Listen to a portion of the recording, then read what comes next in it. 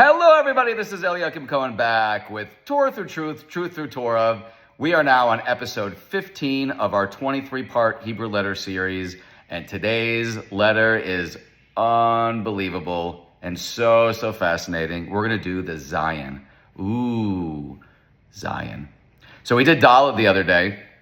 That was episode 14. This is episode 15. I said Dalet is like a Swiss Army knife, because with every letter we're doing the shape of the letter, where it stands in the, in the AlefBeis, its position, meaning the gematria, the numerical equivalent that is assigned to the letter, the meaning of the letter. Every letter also has its own meaning. So I said Dalet is basically a Swiss Army knife. There's just a lot with all of them, with every aspect of the Dalet. But Zayin, I think, takes that to a whole nother level. Every letter stands out for something. Like Aleph is first, Yod is the smallest, Lamed's the biggest. Mem has a gematria of 40, which is very important, in the Torah. Zayin's got it all. Zayin's just the meaning of it, the shape of it, the position of it, the gematria is just, there is so much in this lecture. I am very, very excited to do this, especially after taking a 3.5-hour walk and talking to my friend the entire time. Everyone I'm sure has one person in their life that, even if you're a guy, you get on the phone and you're just, so I left the house at 9:30. He called me 5 minutes later and I told him, okay, I have to go now. It's 1 o'clock and I have to give my lecture. But all we do is talk Torah. Not specific like things. We talk life relating to Torah. It's my favorite kind of Torah to talk about. And he said at the end, he said, you know what? I've been getting so much from your lectures. And it's hard to watch a lecture of a friend. It's hard to see your friend like in an environment where you don't usually see him. I'm used to seeing my friends hanging out, having a beer, schmoozing, talking Torah, talking politics, whatever. He said, watching you give the lecture has been very powerful for me. Because I told him, I said, you specifically, I think would really, like my lectures. So at the end, he said, I want to sponsor a lecture on this specific topic, because this is how we ended the lecture. So I'm very excited for that. I'm very excited to put something together for him. And Hanukkah's coming up. I have 6 different lectures that I'm working on. 2 specifically, women are going to love. They are very, very powerful topics. But 2 of the 6 are geared towards, because I always feel like a lot of women think that Judaism is sexist and it doesn't value women. They have a totally warped perception of Judaism. So I always try to do specific lectures to show women, so much of our geula, so much of our redemption, so much of our success in history were because of very, very righteous women. I mean, we literally left Egypt because of the righteous women. And Hanukkah, most people don't know actually how Hanukkah started. They don't know the actual story of how it started. They know the ending. We found the lights. It lasted 8 days. All the fluffy stuff. They don't know the actual story. They don't know the wonderful, wonderful Jewish named Yehudis. So if anyone's interested in sponsoring any Hanukkah lecture, according to the Baal Shem Tov, your judgment for the year ends on Hanukkah, meaning your judgment's on Rosh Hashanah, but you have until Yom Kippur. Then they say you really have until Hoshana Rabbah, but the Baal Shem Tov said no. As every generation is going, down and down and down, back in the day, you were judged on Rosh Hashanah, you were righteous. You didn't need a Yom Kippur. Then it was suspended till Yom Kippur. There's the 10 days of Tshuva. Then it was Hoshana Rabbah. That's another, 11 days after Yom Kippur.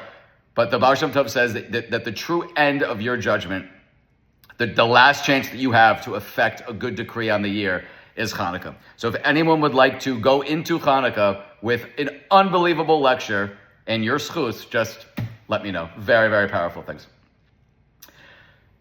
Speaking of sponsors, I want to thank my dear sponsor, and this is her 75th lecture that she sponsored in the last 8 months. 75th lecture. I always like to send her little calculations that I've done of the schus that she's, the mitzvahs that she's earned based on the Chafetz Chaim. It's really astounding. She has done so much for my life, providing me the opportunity to basically spend all day learning and trying to put together lectures that are really helping people. And the feedback that I get, even from good friends, are just, these lectures are powerful. Why? For the reason that I changed from Shiurim by the Sea to Torah through Truth, Truth through Torah. Because The only thing that the world is missing, the number one thing that the world is missing right now is the truth. This fluffy version of Judaism that has like permeated even the Orthodox world, first of all, it's totally erroneous to like the foundation of the Torah. It's totally antithetical to what Hashem actually says, and we need to get back on track. And I want to just thank my dear sponsor, Lisa, for just 75 lectures that she sponsored. Baruch Hashem. Very, very thankful and fortunate for her and for all the sponsors and for just please share the lecture. I beg you, don't waste the opportunity. Anyone that then gets anything out of the lecture because of your sharing, you get all the credit. You get the same exact credit that I do for the hours I put into giving it. Don't waste the mitzvah, okay? Again, I always tell people, if you get nothing else from my lectures, please start giving better tzedakah. Please start supporting Torah. I got wonderful kollels in Israel. I can give you their information to sponsor. And please use the resources that Hashem gave us. If you're on social media and you're watching this on YouTube or on Facebook, make it so that other people are able to get something from the lecture and you get the same exact reward as me. And many rabbis say even more, which I hope you do. Just click share. Tell a friend about this. This can get as big as people just helping out. Zayin. Zayin, I think of the 15 letters that we've done so far. Literally just has it all. I mean, usually with every lecture, we do a brief rundown on like all the aspects of the letter, but we focus on one thing, or maybe two things. Zayin is just, Zayin's like that guy that's wealthy, good looking, and like knows a lot about Torah. I mean, just the perfect package. What is Zayin? Zayin is Zayin, Yud, Nun. That's how you spell Zayin, right? Not Zion like Z-I-O-N. That's Sion in Hebrew, right? Zayin's the seventh letter of the AlefBeis. It has the Z sound in English, right? It has a numerical value of 7. Clearly, you can see, just based on that something is very special about Zayin. I mean, of any number in Judaism that stands out, I would say 7 is head and shoulders above the rest. Something that clearly is like a powerful number in Judaism. The meaning itself means either sword or weapon, sustenance, or crown. The design is basically a vav with a crown on it. It's got it all. Zayin literally has it all. Zayin's the seventh letter of the AlefBeis. Represents the number 7, often associated with completion and perfection in the Torah, right? When's Shabbos? 7th day. When's the Shemitah year? The 7th year. What's the Omer? Count 7 weeks of 7 days. I mean, 7, 7, 7. It's like Marsha. 7, 7. 7 is all over Judaism, right? 7 days of the week. That's Zayin. Zayin is Gematria 7. Zayin literally is one of the 7 letters in the Torah that has tagin on it, right? Crowns. You look in the Torah and you see, one of these 7 letters. It's Shin, Ayin, Tes, Nun, Gimel, Tzadi, and Zayin. 7 letters literally in the Torah. You will see crowns on them. Well, of all the 7 letters, Zayin literally means crown. One of the meanings of Zayin is crown. Again, the reason I'm doing this series of lectures is because every single Hebrew letter is divine. Like, English is not a divine language. English is, someone said, okay, an A is going to look like this. A G is going to look like this. It's going to have this sound. A could have been G. G could have been Q. It is what it is because someone said it. God created the world through Hebrew. So every single aspect of the Hebrew language is divine. Zayin could not have been the 6th letter. It could not have looked like a shin. All these lectures, they're around like an hour and a half of this series. Even if you just watch one lecture on any of the letters, I can guarantee you, you will see something powerful and profound and unique about Hebrew that hopefully will, you know what, that was actually pretty cool. I never looked at Hebrew. I looked at Hebrew like I looked at English or like at French. It's a language. No, it's not just a language. The fact that Zayin itself has a meaning, the meaning is intricately connected to the letter, intricately connected to the numerical value, to its position in the Torah. Zayin had to come after Vav, right? Zayin had to come before Ches.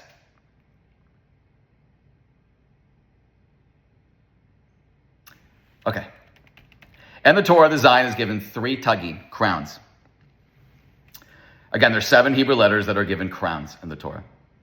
Each of the tagim resembles a Zayin.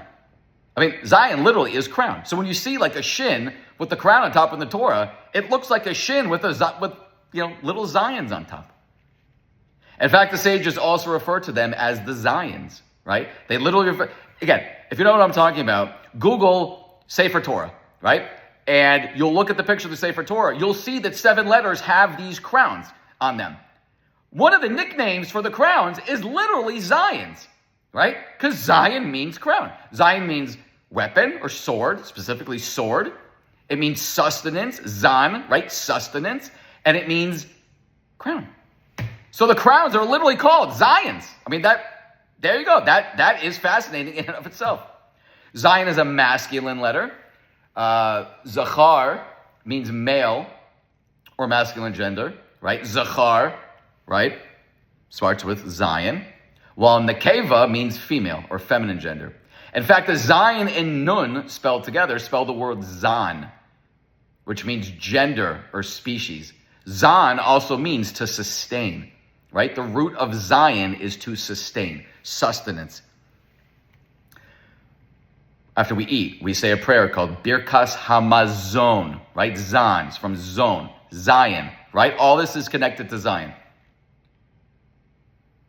As we see, like in Birkas Hamazon, the blessing after the meals. Blessed are you, O Lord our God, King of the universe, who provides for and sustains everything. We end the first bracha with Hazan es Hakol. Interestingly, and of course, not coincidentally, the word Hazan in this bracha is the 7th word of the bracha. So next time you're eating and you're benching, you're saying Birkas Hamazon, and you say Hazan es Hakol, remember, oh yeah, I learned that in AlefBeis lecture. The 7th word is Hazon, right? Meaning to sustain. Zayin is the letter of remembering, right? Zechor. It's important to remember and learn from the past in order to live and celebrate today. What do they say? Those who don't learn from history are doomed to repeat it. In Israel, the day before we celebrate Independence Day, which is Yom HaAtzmaut, we have the Yom HaZikaron, right? Memorial Day, when all those who lost their lives in the establishment and upbuilding of the land are remembered. Soldiers that passed away, people that died in murdered in terror attacks, just anyone that's died for the establishment of the Jews to return to the land. So before we can celebrate, before we can have Yom HaAtzmaut, what do we have? Yom HaZikaron, right? Remembrance. There are many significant remembrances in Judaism. Zecher Tzadik Livracha, right? When someone passes away, we say Zecher Tzadik Livracha, right? The memory of a righteous person is a blessing. Zecher Yetzias Mitzrayim, right? Remember the exodus from Egypt. Zecher Amalek, remember the enemy Amalek. Zechor es Yom HaShabbos B'Kadshehu, remember the Sabbath day, right? The word Zayin is also connected to what? To weapons, particularly the sword, the prototype weapon of war. Conflict is unavoidable in the physical reality. Rav Yitzchak Ginberg points out that although it does not initially seem so, conflict, like all natural phenomena, is purposeful and constructive. Right? What typically follows war? Peace, right? War and Peace. Famous book, War and Peace. A lot of times you can't have peace first until you have war. While superficially, the inherent conflict within the world appears to be the law of the jungle or the survival of the fittest. In fact, all are wrestling within the nature controlled by the divine, by Hashem's will. Hashem is in control of all creation, and his will is only for the best of all of his creations, specifically his children, the Jewish people. We see in the struggles that Yaakov endured, which culminated in wrestling with Esav's angel, it's literally this week's Parsha, Parshas Vayishlach, that it was only after the conflict, after the wrestling with the angel, was he then given his real name, which was what? Yisrael, right? Before he's fighting the angel, his name's Yaakov. After he says, bless me, and the angel says, your name will no longer just be Yaakov, it will also be Yisrael. Okay. Again, the letter Zayin, 7th letter of the AlefBeis. Numerical value 7. The pictograph of the Zayin looks like a sword, right? The ancient pictograph looks like a sword. But the Hebrew script is basically a vav with a crown on top, right? Vav is the letter that directly precedes the Zayin. So what's the point? The point is to what? You start your life as the vav, right? You're like an unfinished vessel. The point is to work on yourself and perfect yourself to the point where you're not just a vav, you're a vav with a crown on top. You're literally a vav with a Zayin on top. You become, in essence, the Zayin. Zayin is considered a crowned vav.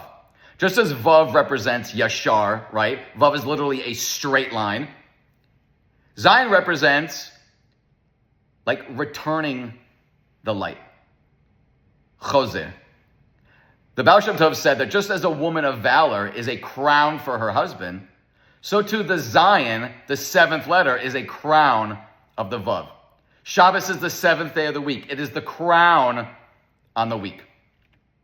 Something very, very interesting that we'll talk about later is that just the word Zayin itself also has a gematria. You know, every Hebrew letter is spelled out.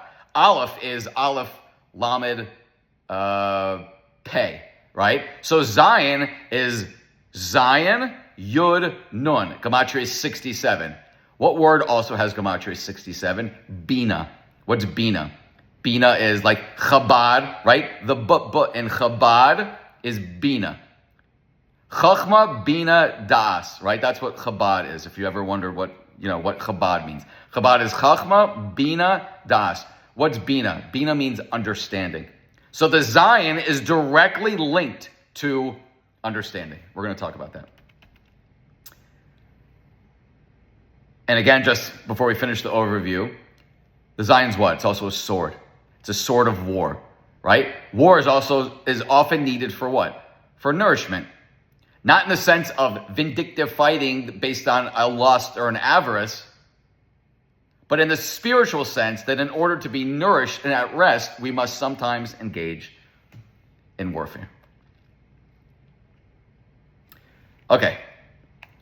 How about some, like we said before, Zecher, remember, Zechor, right? To remember. Zicharon, remembrance. The word of time, Zman, right? Begins with Zayin. The memory of time is the basis for self-identity and purpose in Hashem's creation. We are told in Devarim, remember the days of old. We're told in Shemos, remember the Sabbath day to keep it holy.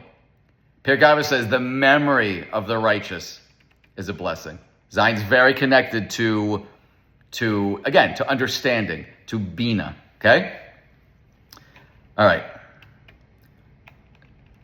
We always like to do something a little deep, a little spiritual to start the lecture. Excuse me. Okay, Zayin is shaped like a sword and is the symbol of spirit, sustenance, and struggle. It represents the 7th day, Shabbos, the day of rest and spirituality, which completes the process of the 6 days of creation. Like we said at the beginning, a lot of the Zayin and 7 is connected to completion. It includes the 6 days and the 6 directions of the physical reality, but also stands as a unique 7th principle or energy. The spirit which activates the physical. The Zayin is the source of all movement. It is an impregnating principle which activates creation. Zayin is drawn with a vav with a crown on top. The vav is related to the Or Yashar, the direct light of the Creator coming down to the created world. The Zayin represents the Or Choser, the returning light, which follows the path of the vav to return and then spreads out when it reaches the crown.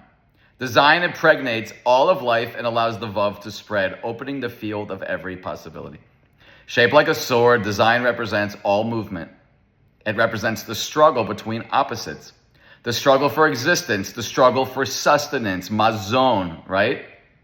It's the struggle between Yaakov and Esav's malach, Esav's angel, right?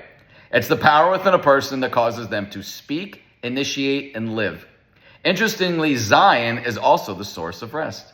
It teaches us to harmonize between the spirit and perfection related to the seventh day of rest and the matters of the 6 days of work. Zayin is intricately related and connected to Shabbos and everything relating to Shabbos.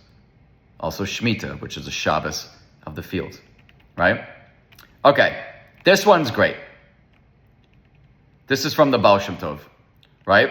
What do we say the Baal Shem Tov said?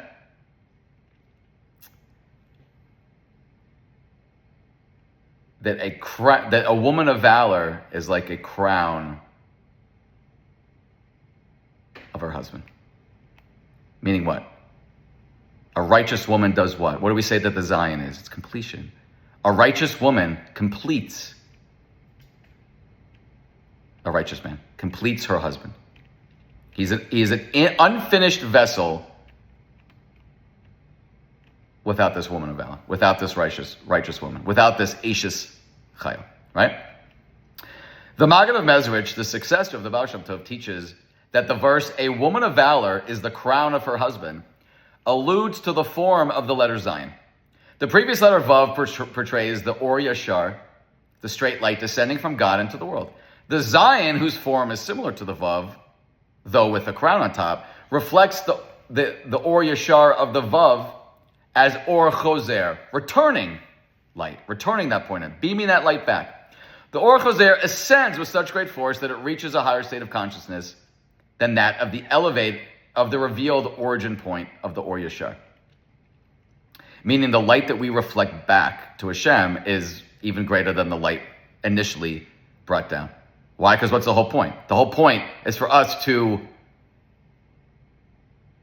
sort of beam spirituality out to the world, right? When we do a mitzvah, when we daven, when we give tzedakah, we're doing what? We are causing that beautiful light that came back down to the world. We're literally taking that light, doing something tangible with it, and just like beaming it right back. You know, it's like at the bank. You used to go to the bank, right? And they put that, like the thing into the chute, and they'd send you down an empty chute. What would you do? You'd put your money in it or your check, and you'd send it back and say, I want to deposit this. That empty chute, that's the light that's coming down. That's that Or Yashar. What are we supposed to do? We're supposed to become the Or Choser. What's the Or Choser? Taking that Vav, not just being a regular person, taking that Vav and being what? Being great. Being kadosh, being holy, being someone worthy of being what? Crowned. The Or Choser ascends with such great force, it reaches a higher state of consciousness than that of the revealed origin point, like we said. When reaching the initially superconscious realm of Keser, crown, it broadens its awareness to both the right and the left. In truth, there is no left in that the Ancient One, the level of Keser, for all is right.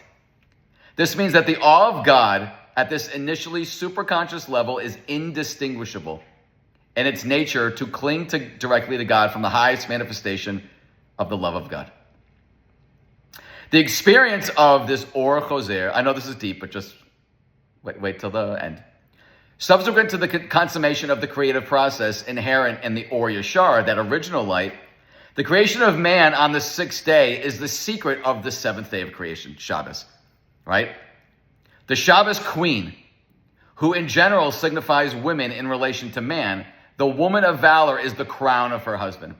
has the power to reveal in her husband his own superconscious crown, the experience of serene pleasure and sublime will innate in the day of Shabbos. What do we call Shabbos? The Shabbos bride, the Shabbos queen, right?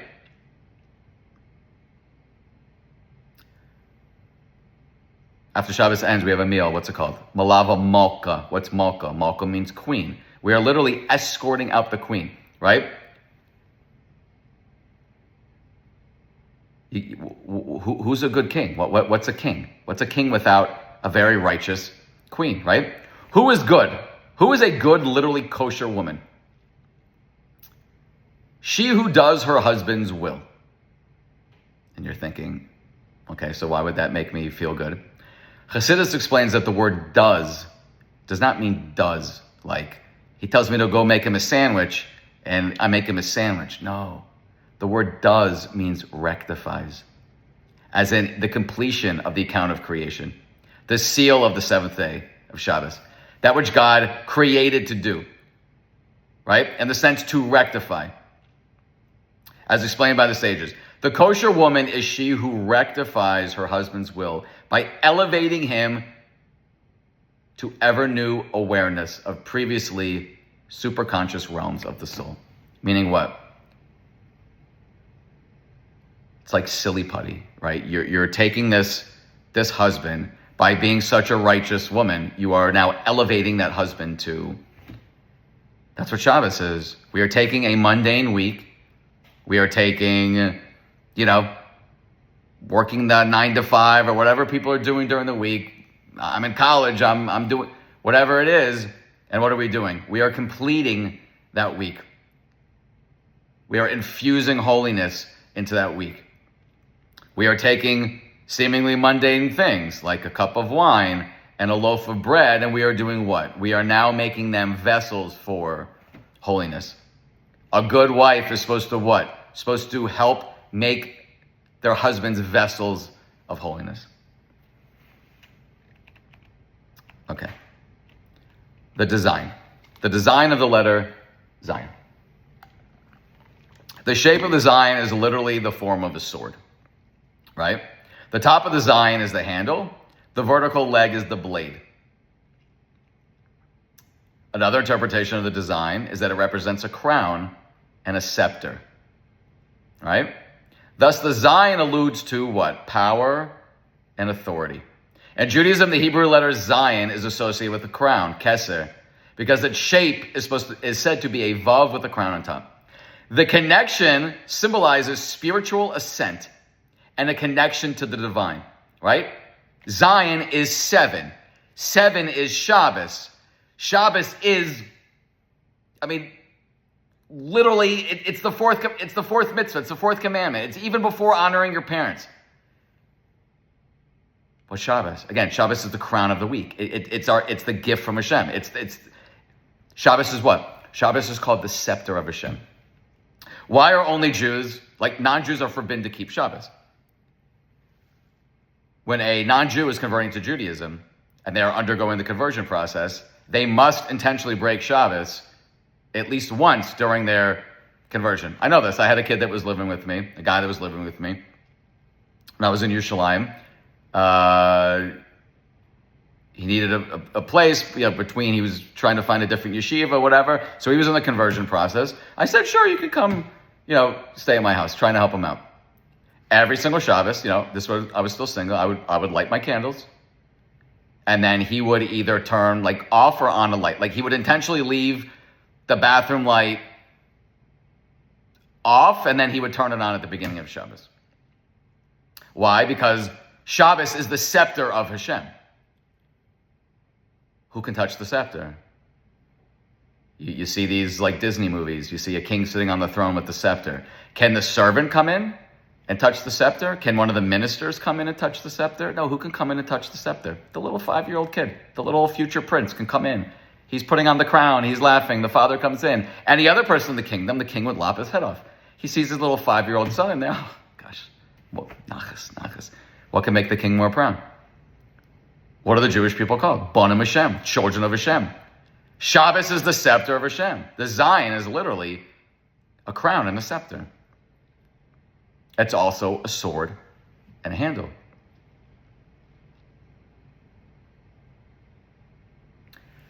The formal shape of the Zayin is thought to resemble a king with a crown, which embodies power and authority.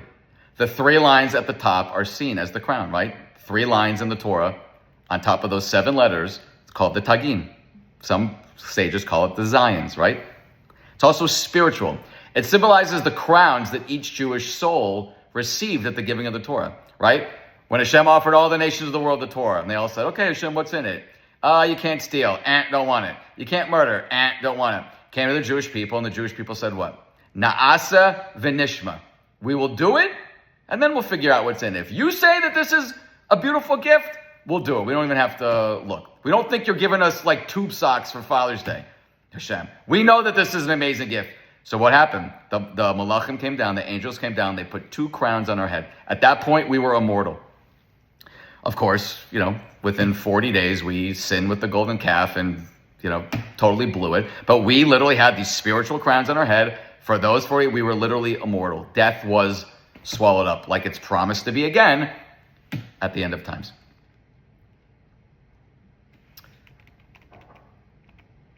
What's special about a crown, right? There's a very famous Pirkei Avos, mission in Pirkei Avos. Rabbi Shimon, meaning Rabbi Shimon Bar Yochai, says there are 3 crowns. The crown of Torah, the crown of priesthood, the crown of kingship. And the crown of a good name is superior to them all. So after I'm done with this Hebrew letter series, God willing, I'm going to do a whole Pirkei Avos series. They're going to be shorter lectures because Pirkei Avos is I'm going to probably try to do them anywhere from like 15 to 20 minutes, hitting every single one of the Mishnahs. This one, Rabbi Shimon says there's 3 crowns, and then says, well, the 4th one is the best of them all. So that alone right there is just like, that's a whole lecture right there. But what are the 3 crowns? Crowns of the Torah, crowns of the kahuna, right, the priesthood, and the crown of kingship. But the crown of a good name is superior to them all. Because what's the point of this? We're supposed to take all 3 crowns. And what? If you're just learning Torah, but you're not spreading the Torah, you're not acting, you don't have the crown of Torah. What's the crown of the priesthood? Yes, I'm a Kohen, so this applies, but what did the Kohanim do? They brought peace. They made peace. They were the spiritual light. So you don't need to be a Kohen. You don't need to be working in the Beis HaMikdash to have that, to be a spiritual light, to be a spiritual vessel, to try to make peace. The crown of kingship. I'm not a king. You're not a king. How do we have this crown nowadays? You might be a manager at an office. You're technically the king there. How do you use that power? How do you use that power in your everyday life? Well, if you do all of these things for a good reason, and you're on a good path, and you're using all of these crowns, then what do you have? You grab the crown of a good name. A crown must reflect what? Positively on its bearer. No one wanted a king that everybody hated, right? That's not a good king. That's not a king that people want to follow. The true righteous Jew must not only diligently study Torah, he must do what? Transform himself into a being loved and admired by others as well. Or just stated differently, he must not only reflect the wisdom of the Torah, he must reflect its beauty as well. And when you do that, you're what? You have the crown of a good name. Well, I was in Boynton Beach for Shabbos last week at my aunt's. And we went to shul, and there's this very nice security guard standing outside the shul. So when we left, I said to my son, go up and shake his hand to tell him thank you. So he went up and he put his hand out and he said, thank you. And the cop looked at me and said, that was so nice.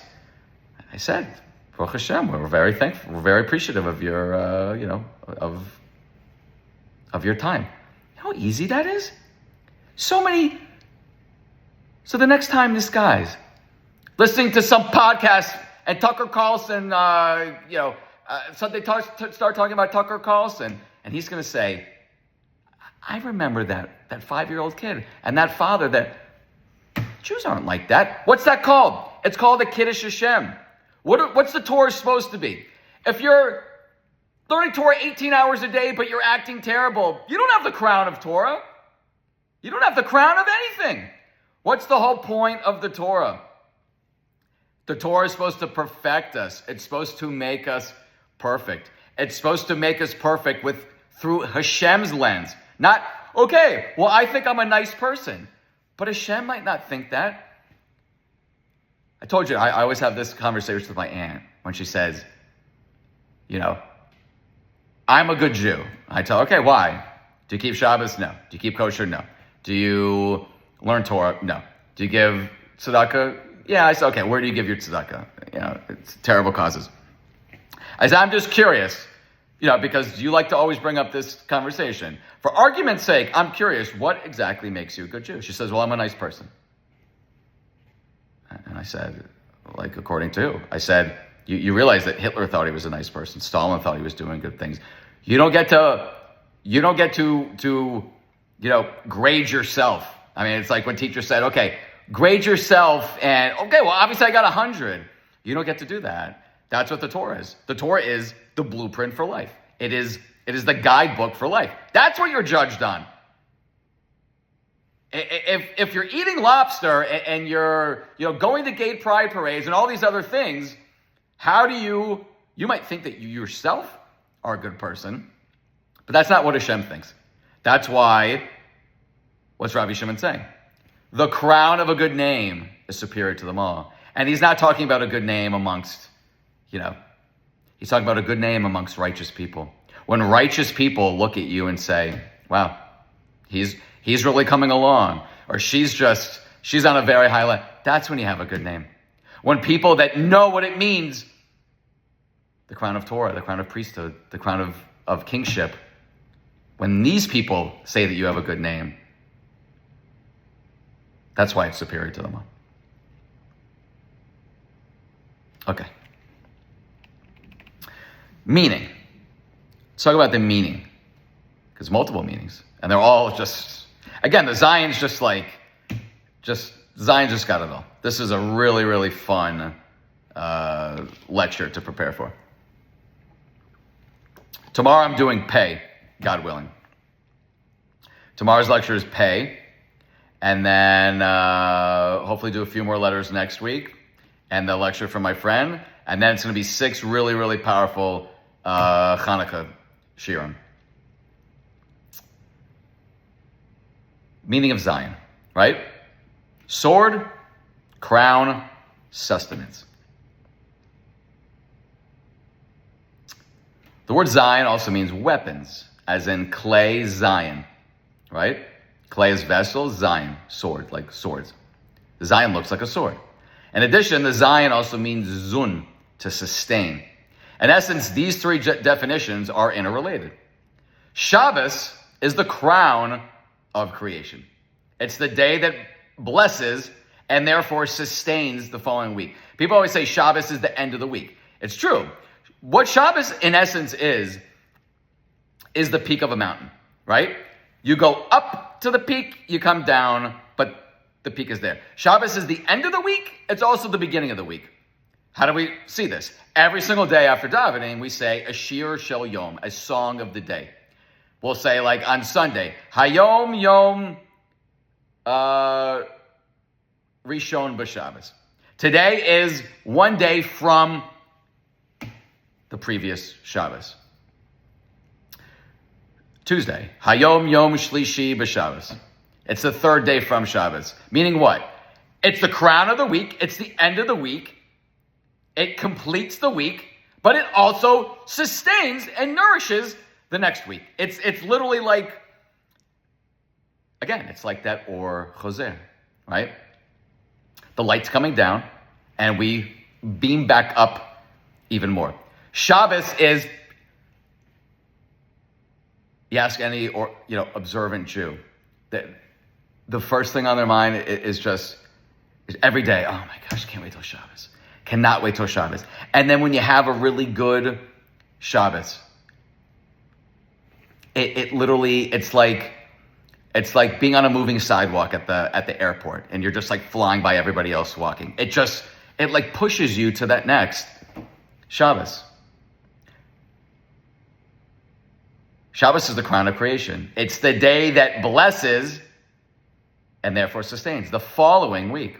By observing Shabbos, one accesses these blessings, which then gives us the weapon to overcome all the negativity, especially the Yetzer Hara, in the week upcoming. As stated previously, one of the things that tempts people during the work week is our belief that it's our ability and our efforts alone that shape and control our fate. And unequivocally, that is not true. There's only one thing in our control. Shlomo Melech says it. I probably mentioned it in every single lecture.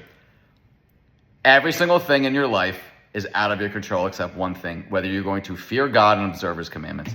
That's it. That's literally it. Whether you're going to walk down the righteous path or the not righteous path. How much money you're going to make this year has already been decided. There's nothing that you can do about it. Of course, you can daven and hopefully, next year you'll get it better. If Hashem says you're going to make $39 this year, that's what you're going to make. It doesn't matter if you have a $3 million salary. There will be something in your life that will be massive financial damage. Whatever Hashem says is your net, that's out of your control. Whether you were born tall, short, good look, all these things out of your control. Every second that is approaching, you can decide, I will learn Torah. I will give tzedakah. I will, honor my parents. Or you will decide, I will eat lobster. I will break Shabbos. That's all that's in your control. Shabbos is what? Shabbos is the day to tap into this. I used to play golf with a guy, a good friend of my parents. We're playing one time, and he said to me, this was in 2015, and he said to me, I remember I was in the bunker. We were playing at this course in Tampa. I flew in from Israel, I was flying in occasionally, and he said to me, and he was very he went to synagogue every morning, very, very traditional. He said to me, Eliakim, and this is when my business was just flying. I mean, I had the second biggest Jewish website in the whole world. He said to me, how do you not post on Shabbos? How do you sit there every Shabbos knowing that you're not making money when if you posted an article? And he said, and you could do that because you could just post them on Friday and you're not breaking Shabbos. I said, but why would I do that? I'm making the same amount of money anyway. He said, you really believe that? I said, Andy, Hashem has already decided how much money you're making for the year. So he's either going to pour it into 6 cups or 7 cups. He said, oh my God. Meaning, he said, Saturday is my busiest day. How can I close my jewelry store on Saturday? I said, because you don't have Amunah. Hashem has already determined how much money you're going to make this year, Andy. So it's either going to come in 6 cups, you're going to make it in 7 cups. I look forward to not having to post on Shabbos because I know it's not going to add anything. I know the money's already there. That's why I tell people, you want to sponsor a lecture? Great. Get the reward. However much money is coming into my coffers this year, that's already been determined. I'd much rather just be sitting teaching Torah all day than, working somewhere. I mean, you need to work on the Amunah because, yes, a lot of people will say, okay, so, I'll shut my business on Saturday, and they'll see that they'll start losing money. Theoretically, they're just going to start losing money, but you have to have the Amunah that Hashem will never punish you for, and also, you've broken so many Shabboses, you have to pay the piper, right? That's a whole nother discussion. But Shabbos literally is connected with the Zayin. Zayin means zun, to nourish, to sustain. Zayin is also parallel to what? The 7th millennium. The 7 millenniums, right? God created the world. He did not want a world of war and destruction, hate and envy, sickness and death. He could have easily created a perfect world. I mention this in every episode. Why did God, if the purpose in life is to get to the next world and to bask, the Ramchal specifically, what was the purpose of his life? That Hashem is just literally showering his creations with blessing. Yet we see sickness and death and struggles and being laid off and all these different things. Why weren't we just dropped into the next world? Why? Because we need to earn it. He could have just created a perfect world and put us there. But what did he desire? Rather, he desired that humankind would have the merit of helping him achieve that state. Knowing this gives us the power to sustain ourselves and bolster our faith during these moments of exile and overcome the darkness and the difficulty that we're experiencing. Not just the national exile that we're in, the exiles of our own life. When Mashiach comes, there will no longer be evil upon the earth. This, as it stated, the spirit of impurity will be removed upon the earth. Believing in this perfected state, right? The world lasts 6,000 years to 7,000. From 6,000 to 7,000 will be a world that Hashem is regenerating, and then the righteous will literally live forever. But why not just create a scenario where we don't have to? They shall beat their swords into plowshares and their spears into pruning hooks. Nation shall not lift up sword against nation, neither shall they learn war anymore. All this is contained in the letter Zayin. If Hashem wanted to put us in a perfect world, in the heaven that we, like, God willing, will get to, why not just dump us there? Because we wouldn't have earned it. The goal is what? We complete the world. That's why we do bris milah. What's bris milah? Why did Hashem create a human, a Jew? And then we have to do this ceremony on ourselves. And again, bris milah is not just circumcision, because Gentiles do circumcision. Bris milah is the whole covenant with us and Hashem. Why? Because we complete the world. And where is this seen the most? Shabbos. Shabbos is, in essence, the perfect world that Hashem, could have created but didn't. We get a glimpse of it once a week, and then on the holidays. And then when we have the Shemitah year, and people stop worrying about their fields for the year, and they literally just sat all day and learned Torah. There's a glimpse of the world to come. It says that Shabbos is 1/60th of Olam Haba. And if you've ever had a perfect Shabbos, you'll understand what I'm talking about. You're not worrying about emails. Everyone always asks me, you can't do this on Shabbos, you can't. I always ask them, why don't you ever ask me what I can do? Why don't you ever ask why I look forward to this from the second Shabbos ends to the next week? Why don't you ever ask that question? Why is it always, you can't go to the beach? You can't ride a bike? You can't answer an email? You can't... Why would you want to? Why would you want to do any of these things? Why would you want to sit in traffic? Why would you want to be on the phone? Why would you want to answer an email? Why would you want to focus on your business when Hashem gave you this glimpse of the next world in this world? That's the Zayin.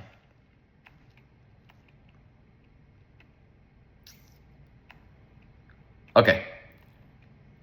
Zayin also translates to nourishment.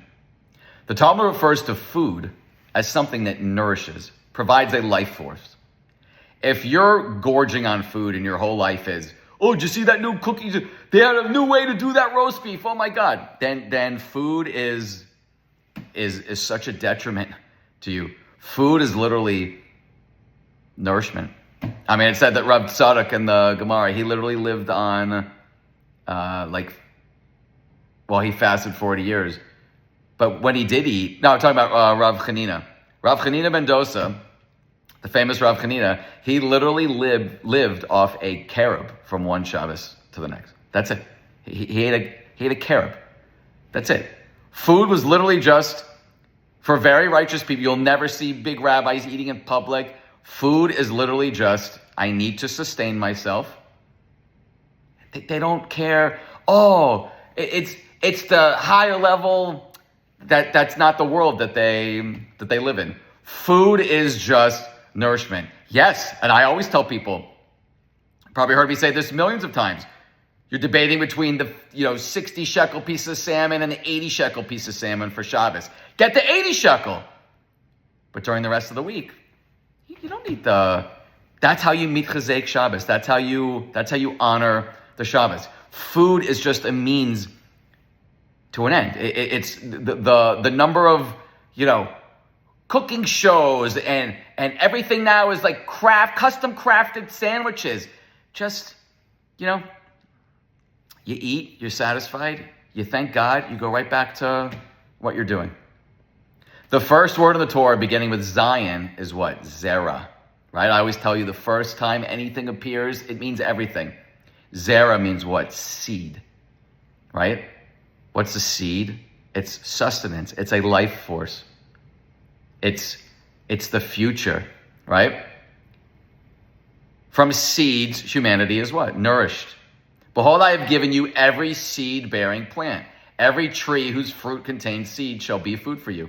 Through seeds, food becomes perpetually sustainable. What else is there? Seed, meaning children, future. What's the first mitzvah that was given to the world? Peru or vu. Some people can't have children. I have relatives that can have children. Okay. You be good influences on your nieces and nephews. You donate to Torah. You teach someone, you teach someone's child Torah, they're credited to you in the next world. The future. What do you do with the seed? You don't just plant the seed and go away. You do what? You nourish it. It needs water. It needs care. It needs sunlight. Sustain. Nourishment. That's what it is. The Talmud of Tractate Shabbos explains the essence and position of the letter Zayin. If you do this, Hashem will provide for you sustenance. Right? We say it in the Shema. If we do X and X and X, Hashem will provide rain. It's a quid pro quo. Following the orderly creation from the letters Aleph to Zayin, if everything is as it should be, Hashem provides food and sustenance for humans, plants, and animals. The letter Vav represents the life force. Zayin represents this force's ability to obtain and nourish life.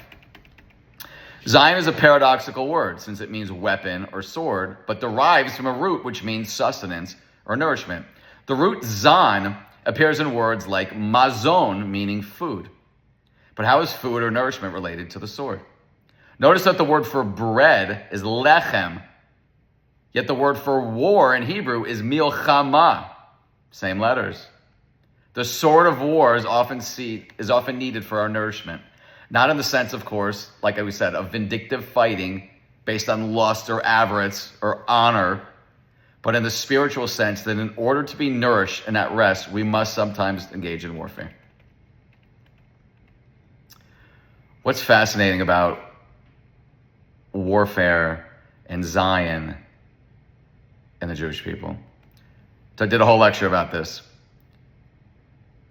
Yaakov gives brachas to his 12 children. He gives a very interesting bracha to Yehuda, right? He's telling Yehuda, you're going to be the melech. Usually a melech is known by their what? By their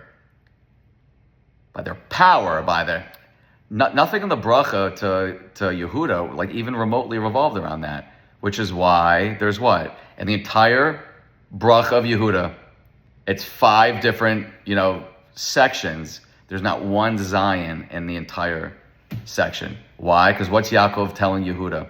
The true might of a Jew, the true might specifically of a Jewish king, is not on how many horses and shields and armor bearers, and it's on what? It's, do you understand how the world works? Do you understand that our sustenance, our nourishment, our success and life, specifically on the battlefield for the king, is what? Because of Hashem, right? Moshe held up his hand and the Jews were winning the war. When he put his hand down, they weren't winning the war. It had nothing to do with the hand. What did it mean? When the Jewish people, when we unite our trust and our faith upwards to Hashem, we have what? Success. We have nourishment.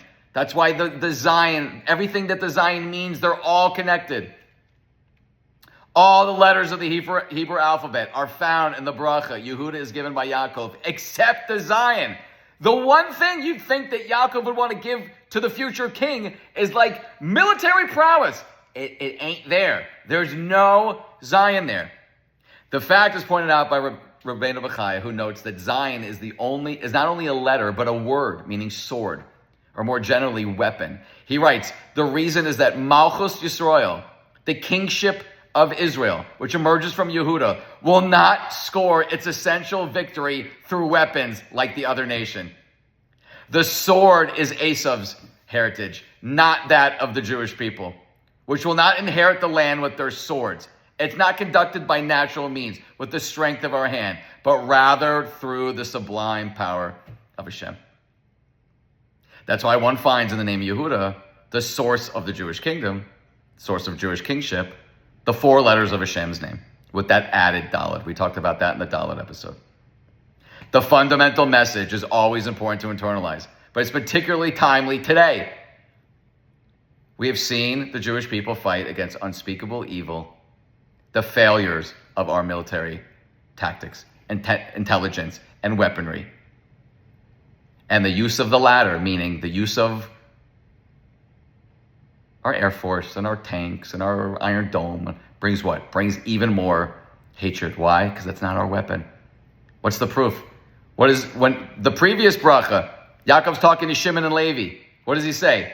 Shimon and Levi, Achim Klei Hamas Machar Sehem. Meaning what? Shimon and Levi are a pair. They're brothers. Their weapons are tools of lawlessness. Meaning what? That's not our...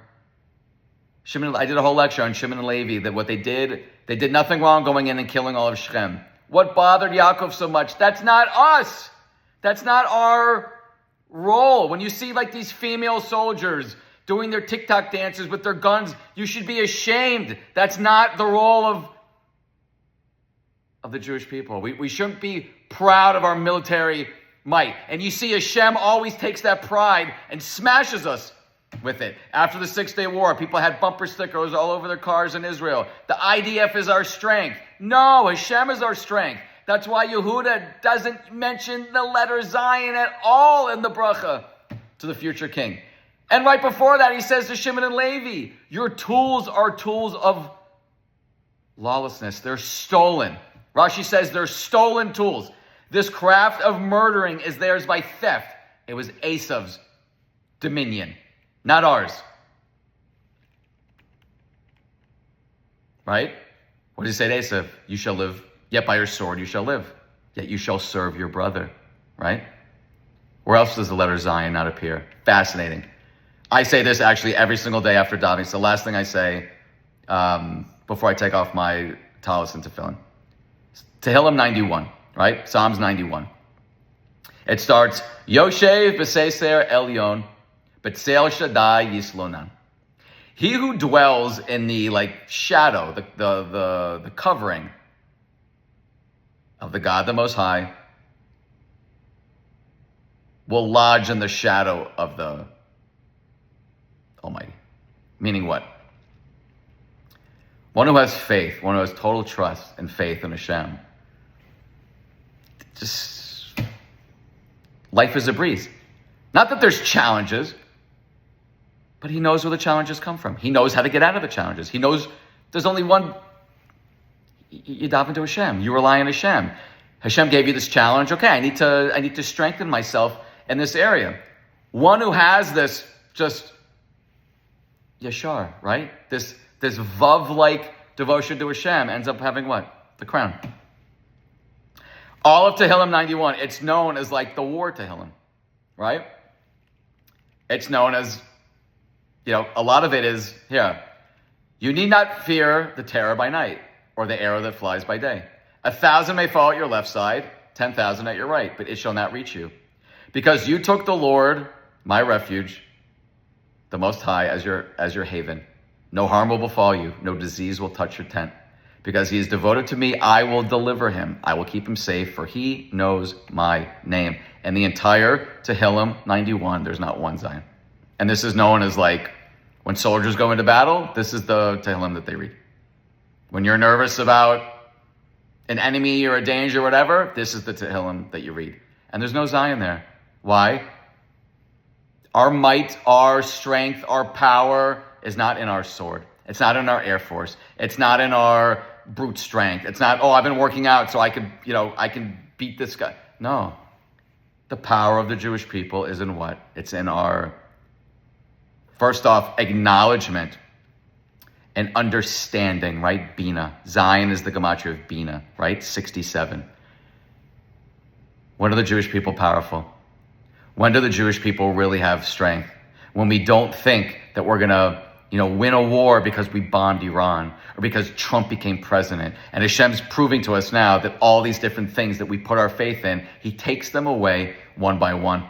People felt secure on the border. Why? Look at the fence we have on the Gaza border. Impregnable. The laser stuff we have, it detects even a little fly that flies on the border. The Mossad knows, when a squirrel hiccups in Iran. And Hashem said, really? This is who you think keeps you safe? This is where you think the power of the Jewish people, but specifically in the land of Israel is? I will yank them away one by one. I will show you what? Don't rely on the Zayin. When you're davening to Tehillim 91, you be extra cognizant that there's no Zayin in there. Even though all the things are really talking about warfare and overcoming enemies and danger, there's no Zayin. Why? Because we have the best weapon in the world. It ain't a sword. It's not an iron dome. It's not the new laser beam. It's Hashem. Hashem tells us, all you have to do, we say it every Thursday, if only my people would just listen to me and follow me, in an instant, I would subdue their enemies. That's the power of the Jewish people. That's our crown. When you make Hashem your crown, you're no longer that Vav. You're now the Zayin.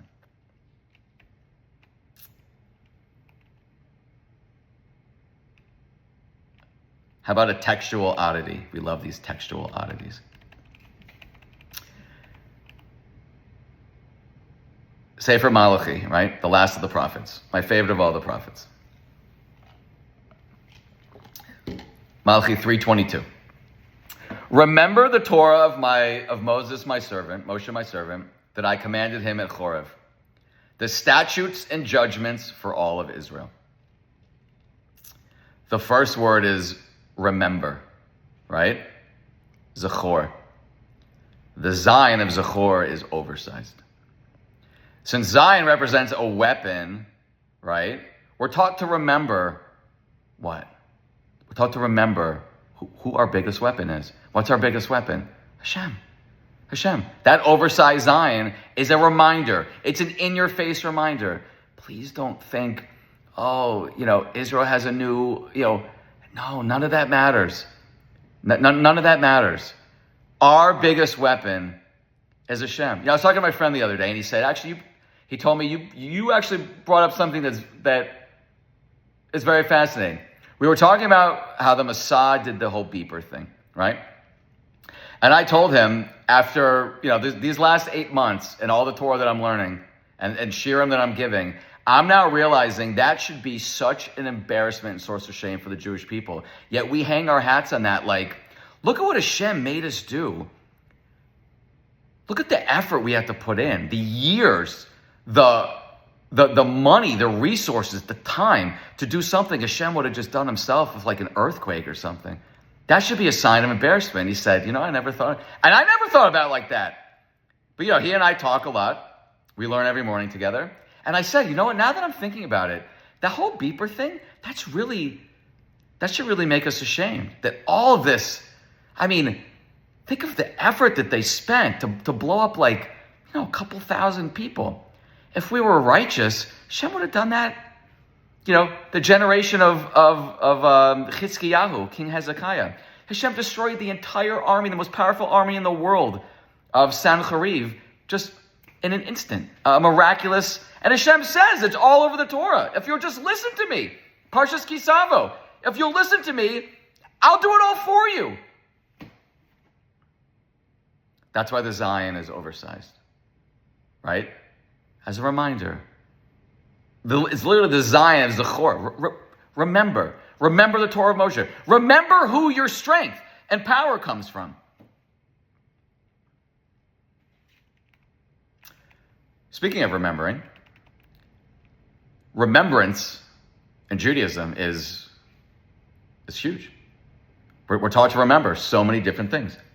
Zachor means to remember. This is a central religious imperative in Judaism, appearing hundreds of times in the Tanakh.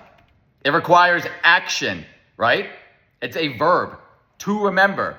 It's not a passive thing. It's something we actively need to do. Simply recalling an event is not enough. Oh yeah, I remember my my anniversaries. No. Remembering your anniversary is enough. What do you got to do? You got to go out. You got to get flowers. You got to make it special. Remembering Amalek or remembering leaving Egypt is not enough. We have to live it. We have to. It's an active. It's not a passive act. Simply recalling the event is not enough. Remembrance leads to action. Like what? Remembering to leave Egypt.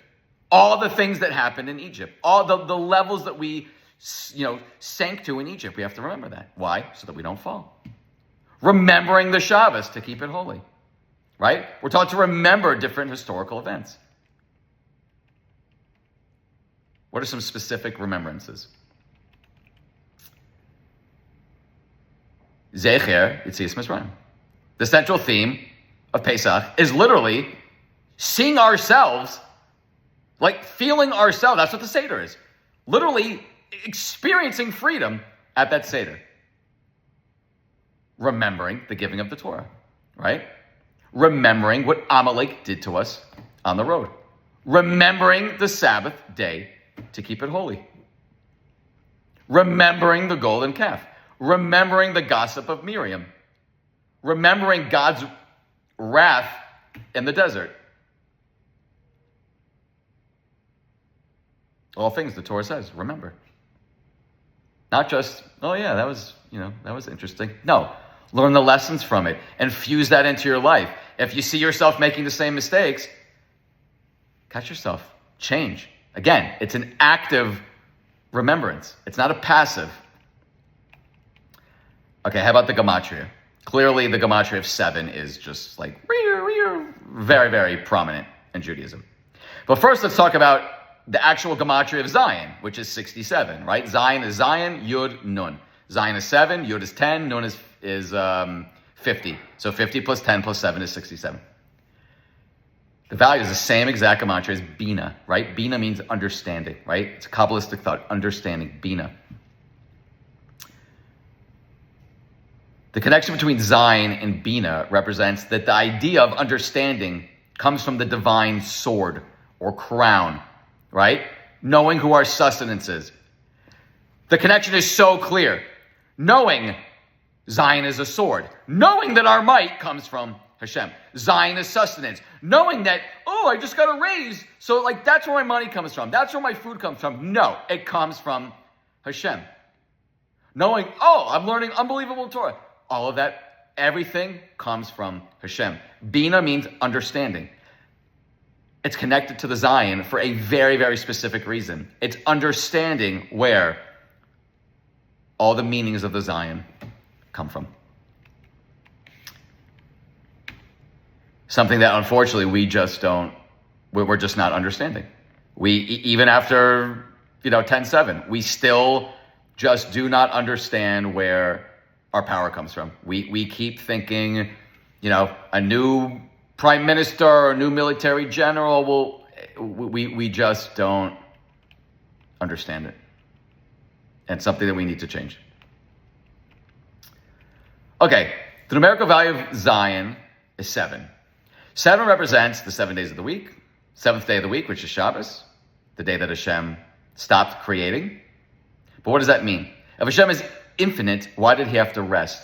A human, a mortal, is tired after a hard week of work. So he or she has to take a breather. But what about Hashem? Why did he have to take a breather? The answer is that the rest is not for God, but for us. Since we work 6 days during the week and appear to be the masters of our own fate, we can easily come to believe that we have the power and ability to determine the outcome of our own success. God therefore instructs us, on the 7th day you are to stop. You are to examine the world around you and understand that everything comes from me, Hashem is saying. Shabbos is the day to literally focus on the Creator and His creation. We also find many of the foods we eat on Shabbos are connected to the number 7. After shul on Friday night, we make kiddush on wine. The Hebrew word for wine is spelled yud, yud, nun. If you add up the gematria, it equals 70, right? You take away the 0, it's 7. After kiddush, everyone washes their hands and returns to the table and says the blessing over bread. The gematria of challah is 43. 4 plus 3 equals 7. After the challah comes the fish. The word for fish is dag, dalid, gimel. Dalid is 4, gimel is 3. Again, 4 plus 3 equals 7. After the fish comes soup, marak, right? Marak is gematria 340. Again, the 3 plus 4 equals 7.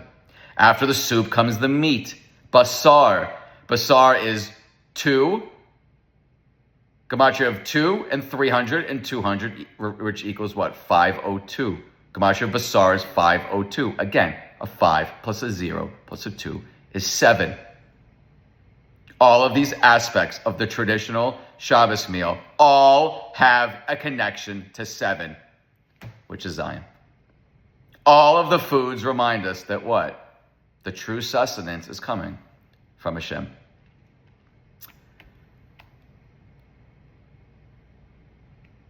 Seven is particularly important in the Torah and in general. Shabbos shines with a special holiness as the 7th day after the 6 working days. Each week is a complete, self-contained, God-designed cycle. Rabbi Ginsburg describes how on a level plane, 7 is the number of maximal compactness. Try this at home. Take a coin, right? Put it in the middle. You could put 6 coins around it, right? He does this with a 5 shekel Israeli coin. Actually, I'm looking at the illustration. There's a 5 shekel coin, and then there's 6 coins behind it. At the Jewish wedding, the bride circles the groom how many times? 7 times. At the ceremony, how many brachas are said before the couple? 7, right? Under the chuppah, there's 7 brachas said. What's Sheva brachas, right? The celebration continues for 7 days with special meals and a repetition of these blessings. There's 7 species of fruits, 7 special fruits of the land of Israel. There are the 7 seas, the 7 heavens. Throughout the biblical calendar, the cycle of 7 repeats itself. For example, 7 weeks of counting the Omer between Pesach and Shavuos. The 3 major pilgrimage festivals, right? The Shalosh Regalim, Pesach, Shavuos, and Sukkot, all fall within 7 months, Nisan to Tishrei. The Shemitah year is what? You work your land for 6 years, and then the land itself gets a Shemitah for a whole year. That's where the concept, you ever heard a teacher say, oh, that teacher's taking next year as a sabbatical.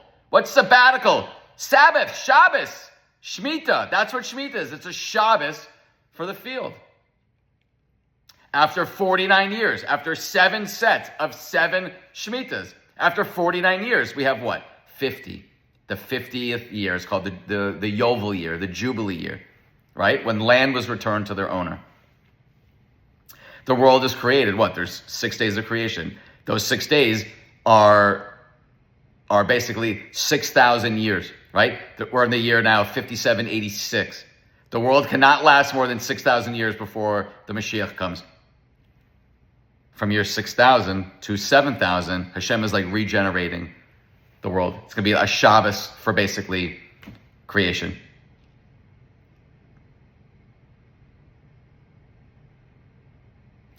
Since Zayin represents both 7 and sword, it's not surprising that it's used to what? To cut up time into units of 7. Shabbos is the 7th day of a 7-day week. Shavuos is the 49th day after Pesach. Right? We count the Omer every single night. 7 weeks of 7. Tishrei is the 7th month of the year. Shemitah, the 7th year of rest for the land. The Yovel year, the 49th year, right? 7 sets of 7 Shemitahs. And then basically the age of Mashiach, right? the 7 millenniums of human history. We're approaching the end of the 6th. This is what the Midrash says in Vayikra Rabbah. All 7s are blessed, and the number 7 has always been regarded in Jewish tradition as the number of completion, wholeness, blessing, and rest. The letter Zayin is the 7th letter of the Hebrew AlefBeis and is associated with the concept of Zayin, Sion, right? Literally, the land of Israel. It's associated with Yerushalayim and the Jewish people. These numbers resonate in our consciousness and our world.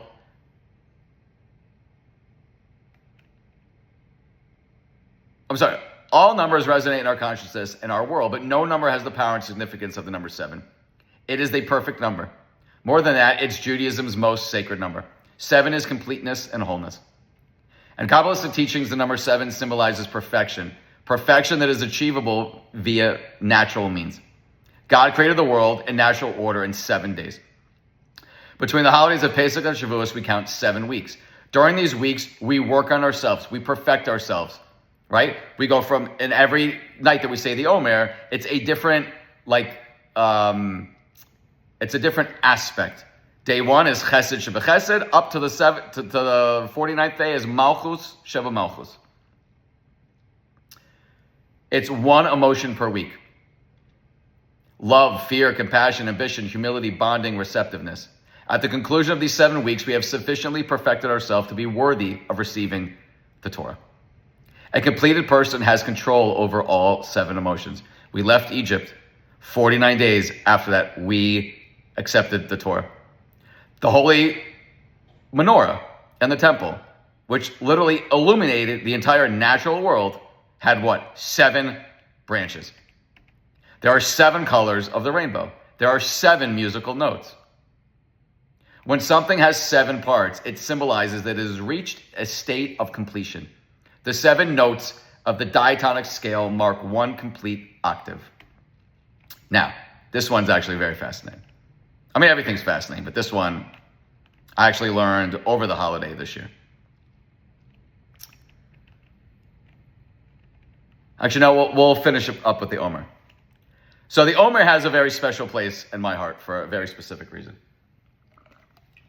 My grandfather, Oliver Shalom, who I named my son after,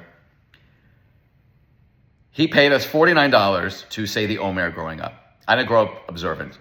So getting $49 when I'm, 5, 6, 7, 8, 9 years old, that's a lot of money. This is, back in the 80s. But there was a catch. We had to say the Omer every single night. If we missed a night, we got nothing. No amount of crying and begging. It taught us very good life lessons. None of this everyone gets a trophy nonsense that's just breeding this, loser generation of kids.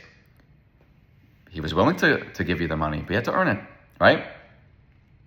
49 nights. 49 that's a long period of time. I mean, that's basically like 1/7 of the year that I was connected to Judaism. And we do this now. My mom continued the tradition with all of our, relatives. A lot of other relatives, they do the tradition too. It's very, very beautiful. But what's the Omer? On the second night of Pesach, Jews began counting something known as Sfiras Omer, the counting of the Omer. Beginning on night 1, we count all the way up to 49. We call the 50th day Shavuos, the Jewish holiday where we celebrate what? Receiving the Torah. Sfiras Omer is essentially a form of counting until the day we receive the Torah. It's a way to express our excitement and anticipation, just as a bride would count down towards her wedding day. On a spiritual level, the counting mirrors the journey of our ancestors in the desert, who spent these 49 days between Yetzias Mitzrayim and Har Sinai in spiritual preparation. Like I said, every day that goes by in the Omer, it's a new something to focus on. It's a new aspect of our behavior, of our emotions, of our moods to focus on. The counting of the Omer is actually a biblical command. It's not something that we just, this will be fun to... No, the Torah says in 2 places. You shall count for yourselves from the morrow of the Shabbos, from the day that you bring the Omer, offering that is raised 7 complete weeks. There shall be until the morrow of the 7th week, you shall count 50 days. That's in Vayikra. We're biblically commanded to count the Omer. The verse These verses command us to count 7 weeks from the time that the Omer, which was the new barley offering, was brought into the temple, from the 16th of Nisan. We begin our count on the second night of Pesach and continue until Shavuos, which is the 50th day after the offering. We actually count 49 days. For our sages have a tradition that the Torah uses the word 50, meant until the 50th day. It's a mitzvah for each individual to count the days of the Omer by himself, for the Torah states, and you shall count for yourselves.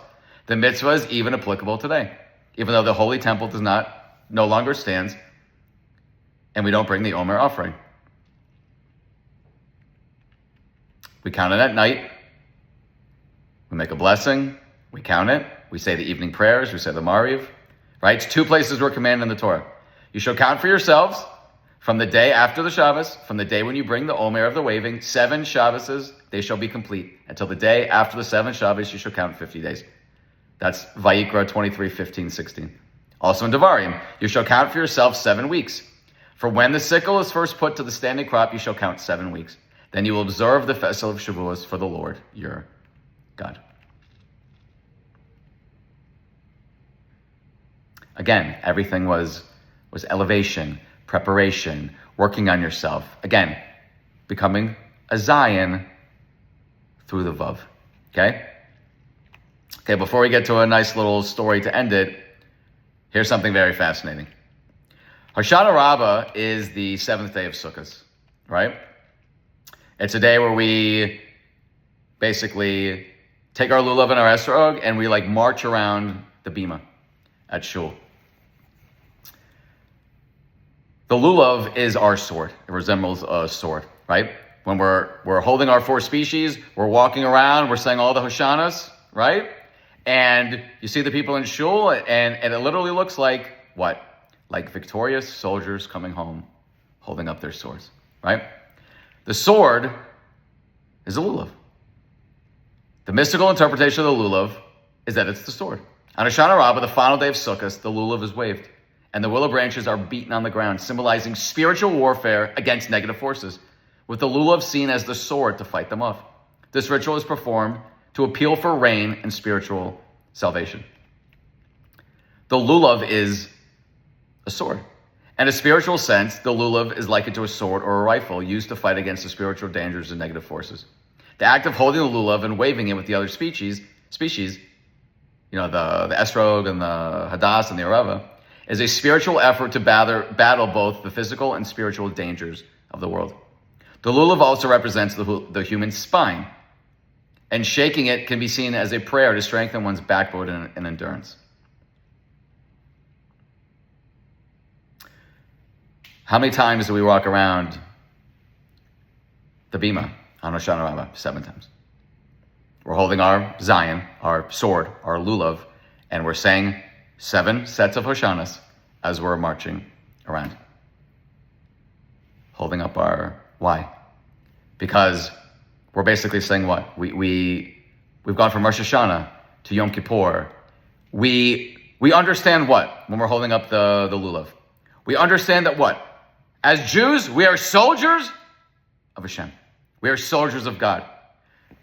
You have Rosh Hashanah. You have Yom Kippur. You've had 7 days of Sukkot. We're about to get into what? Shmini Atzeres. I did a whole lecture on Shmini Atzeres. It's the most powerful, special, unique day of the year. It's just the day of us and Hashem. We are marching around on Hoshana Rabbah right before Shmini Atzeres, and we're holding up our lulavs, proud, saying what? Hashem, this is my weapon. Not my M16, not my grenade, not my tank, not the F-35. This is my weapon, Hashem. And I'm holding it up, and I'm proud, and I'm in your army, and I know where my power comes from. I know where my sustenance comes from. I know where my crown comes from. I know where my Zayin comes from, Hashem. It all comes from you, and I am a proud warrior in your Jewish army. That's the Zayin. Okay. I read something like a beautiful article in Mishpacha magazine. And I said, you know what? I'm just going to cut and paste this entire article. So this is Mishpacha magazine, and I'm going to read the entire article because I think it's very beautiful. Okay? Again, Zayin is 7, And 7 is most closely of anything that we've said today connected to what? Shabbos. Okay? This is what it says. Every living creature's food differs drastically from one to the next, and from predator to plant. Hashem takes care of each one. Zayin has the same letters as Zayin, sustainer. And Hashem is referred to in Birkas Hamazon as Hazan es Hakol, right? Sustainer of all. But while animals find their meals ready to eat, man's sustenance must be produced. Most of us aren't farmers, but we know what goes into putting food on the table. Rav Hirsch explains that the letter Zayin also means weapon, because the struggle for parnasa, for our daily allotment, is a battle of sorts. When you look at the letters written in the Sefer Torah, some have what's called Zayin, crowns on top. Each of these crowns is actually a miniature Zayin. The letter Zayin itself has 3 of them. The body of the Zayin is similar to a spear, as well as to a scepter.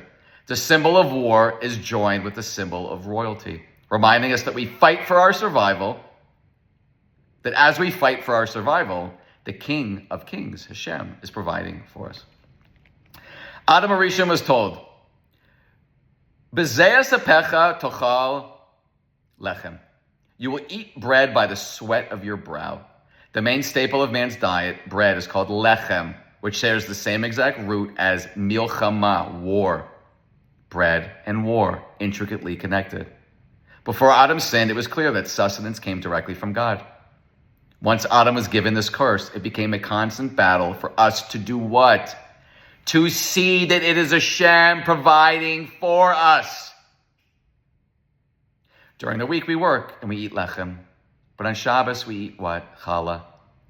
Name for the mitzvah of challah, which we perform by separating a piece of dough to remind us that mitzvahs are the purpose of existence. The physical world is represented by the number 6, as many physical objects have 6 faces, right? North, south, east, west, up, down, right? That we shake our lulav, north, south. There's a 7th element, that which gives each object a function and each process a purpose. Its content, what's inside it. The Maharal of Prague explains that in life we're pulled in all directions, but who we are at our core will shape how we make decisions. Will we be honest? Will we be considerate? Will we be compassionate? When we take time to clarify our priorities and boundaries, we're able to live according to these values. Shabbos, the 7th day of the week, ensures that we're not just dog paddling through life to nowhere, like sadly most of the Jewish people now are. It's when we put a crown atop of all of our physical exertion, on top of the 6 days of the week, on top of ourselves during those 6 days of the week. And we understand what? On Shabbos, our efforts also must be put on hold so we can understand what it's all about. We have to put life on hold. We have to stop answering the emails and watching the Netflix to understand who we really are at our core. Earning a living is the quintessential struggle, but the daily fight for survival includes all of our challenges. Finding wives, finding husbands, raising children, maintaining peace in the house, building ourselves. Sometimes we work so hard and we see no results. Other times we lose track of our goals in the mess of the daily grind. When we stop and ask, why am I doing this? We're less likely to get riled up by the spilled bowl of cereal or the letter of rejection. We ground ourselves by looking toward the kind of person we'd like to become. And what is the day that Hashem set aside to literally give us the time and the space and the energy to literally replug in our spiritual batteries back to the source? That's Shabbos. And what day is Shabbos on? The 7th day. And what's 7? 7 is Zayin. And what is Zayin? It's a weapon, it's a crown, it's also sustenance. And all 3 are intricately connected. And they're all revolving around what? Hashem. And the easiest way to tap into this is on that 7th day, which is Shabbos. Gosh, Zayin, I love you so much. Oh, what an amazing letter. Again, just like a triple threat. Meaning, design, gematria, everything, just beautiful. Okay, got lots of lectures coming up, specifically the Hanukkah ones. If anyone wants to sponsor, let me know. Anyone just has any questions, you can message me on Facebook, YouTube. You can email me, Eliyakim, ELIYOKIM @gmail.com. Go to my website. Right now it just goes to the YouTube channels, but all the lectures are there. I think now we're at like 108 or something like that, Baruch Hashem. I'm here to help. I'm here to reach out to the people specifically that I used to be. So proud of being Jewish. Know that there's a God, loved Israel, just never understood how the Torah and how Judaism fit into life. And it fits into life very easy because it is life itself. And if you can channel your inner Zayin and understand that Hashem is everything, you will cease becoming the Vav, and you will get that beautiful crown and become the Zayin that you were designed to be, specifically as a Jew, as the child of Hashem. Wishing everybody a wonderful, wonderful